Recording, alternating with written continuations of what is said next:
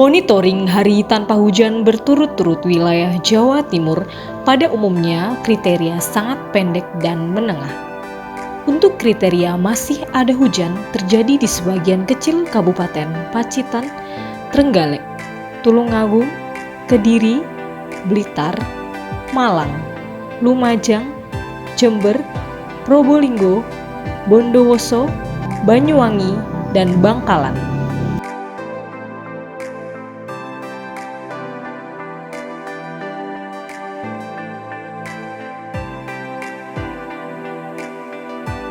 Waspada untuk sebagian wilayah kabupaten yang sudah memasuki 31 hingga 60 hari berturut-turut tidak mengalami hujan di Kabupaten Pacitan, Ponorogo, Ngawi, Madiun, Magetan, Gresik, Malang, Lamongan, Surabaya, Sidoarjo, Pasuruan, Bondowoso, Jember, Banyuwangi, Situbondo, Bangkalan, Sampang, dan Pamekasan.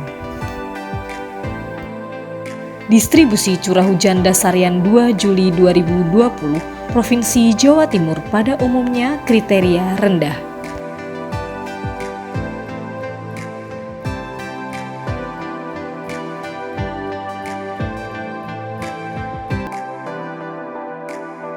Curah hujan dasarian 3 Juli 2020 Provinsi Jawa Timur pada umumnya diperkirakan berkisar antara 0 hingga 50 mm dengan peluang lebih dari 90%.